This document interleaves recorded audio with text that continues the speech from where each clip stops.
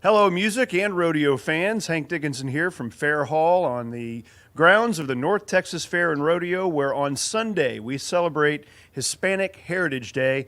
And a great performer is going to join us on the Miller Lite stage. That is Michael Salgado. He joins us now from his tour bus. And Michael, thanks for taking time out. You've had a busy day already. I understand you've celebrated a 93-year-old grandmother's birthday as you get ready to make your trek here to Denton. How did that go? It's going great. How you guys doing? We kind of half of the day did some lunch with my grandmother. Now we going into the second half here in a little bit, but all good and looking forward to being with everybody out there in Denton, Texas, Dallas Fort Worth area tomorrow. For the North Texas Rodeo and Fair, and so looking forward to that tomorrow. Well, you spent time with Grandma today, and it harkens back to the fact that your musical beginnings are really a family affair. Talk about how you began to learn music. I know your father and I believe your uncle were just big impacts on your musical future. Yeah, definitely. My dad, he used to have a band back in the old days, and so then as we got older, I mean, I started singing with my dad when I was probably 8 or 9 years old, and we used to kind of just do it at home. And after years, passed, I was about 13 to 14. Then he decided to make a band with a couple of his brothers, myself, and so at the time, I was starting to learn how to play the bass and still singing with him. But we lived up in Rankin, Texas, in West Texas areas, kind of where we grew up. We grew up a lot in the areas like Abilene, Sweetwater, Snyder areas too. Our background's kind of from farming, and so we grew up with John Deere's and that kind of life for a long time.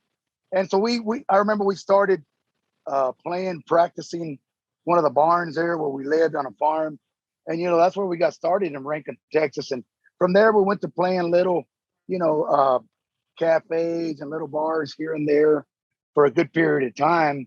And as time passed by, well, my dad later got out of the band, and I kind of stayed in charge. And we made some changes from there. My brother got in the band. He was playing a little bit of drums and went to bass. And one of my uncles left the band at the time. So when we got to the point of probably 95, 94, we were going to record one of my first hits, Cruz de Madera. And at that time, it was me and my brother, an uncle of mine, and another good friend of ours that got in the band at that time. So there was a lot of changing going on, but finally everybody fell in their place, where they needed to be. And so we did this CD in San Antonio with the song Cruz de Madera that was pretty much a mega hit for us in 95. And, pretty much was history after that. Been in the business now for about over 25 years, playing in the Norteño Tejano market. And so recently, well, I wouldn't say recently, but around probably 2010 or 11, I decided to go on my own, under my own label, Zurdo Records. And I wanted to do some country because when I was young, I always did country when we played in the bars. And, I grew up with Ricky Skaggs and Ronnie Millsap and George Jones and, John Anderson, Conway Twitty, a lot of that music. And, driving tractor, I used to listen to that also. So, it's just my upbringing as a kid. So I just decided I want to do some country and I wanted to do it right. I had a friend of mine, Rick Orozco, who helped me produce the first country song, which was Honky Tonks and Cantinas. And, we did it. I told him I want to do it right. I want to do the track in Nashville. And so he produced everything for me. I remember doing the vocals in San Antonio, sent it back to Nashville, and they mixed and mastered it. And, when I got the song, I was really pleased with the way it sounded and just the way I wanted it, to sound. And so ever since then, I was kind of nervous because I didn't know how the public was going to respond with me doing, accordion music so long. But everybody's loved the song Honky Tonks. Probably one of my stronger songs, even from my accordion music. It kind of streams really high on all the platforms. And so since then, I've done other songs like She's Got One Hell of a Memory, Far Cry from Gone, Honky Tonk Education, Say Something. And here recently, I did a couple of new songs in the pandemic time, 2020. This song entitled "Blame It on the Beer," which is, I like the song. It's a fun song. I think everybody can identify with that. Somebody's always going to blame something on the beer, and you're going to have a beer. So, that's one of my latest songs. It seems that the crowd is liking it. Another new song that's on there is kind of more of a ballad. It's called "For You," and so it's on an EP. It's got nine songs on it. Check it out. Blame It on the Beer. Available on all the platforms, and we'll be doing a lot of those songs tomorrow out there in Denton, Texas. Well, we look forward to the show, and you mentioned Hockey Talks and Cantinas. If people aren't familiar with you, I would say bring up that video because that shows your talent as a honky-tonk singer, but you're also known very much as an accomplished accordionist. And tell me what is so special about being a left-handed accordionist, because you've got the magical nickname of El Zurdo de Oro, which roughly translates to a southpaw of gold. You're a rarity, I guess, as a left-hander playing that instrument.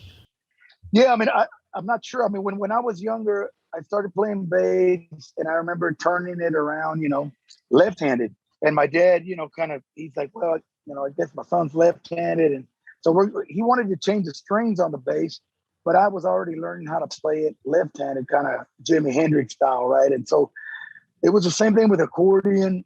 When I decided, I wanted to learn the accordion, I just kind of flipped it, and started it, learning it with my left hand. And so I remember playing the bars. Guys would come up and say, "Well, son, I was, younger then, and they were like, "Son, are you drinking or what's wrong? You got the accordion on backwards."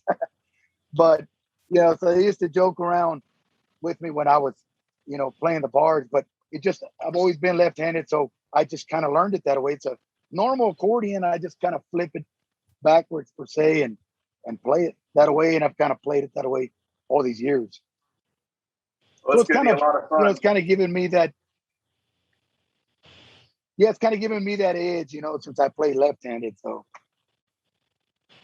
Didn't mean to interrupt you. It's going to be a lot of fun to watch you play that, whether you play it upside down or right side up. You are a fantastic musician to see live. And Sunday's a lot of fun out here at the North Texas Fair and Rodeo. People are taking a deep breath before school starts again. We've got weather that's really perfect for what goes on. So I hope we'll have a big crowd out at the Miller Lite main stage. And we appreciate you taking a little time, especially on a day where you were celebrating a grandmother's birthday, to join us on the tour bus. Be careful getting to Denton, because we look forward to seeing you bring your great act to us on Sunday at 9 o'clock.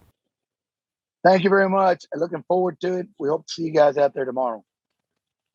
All right.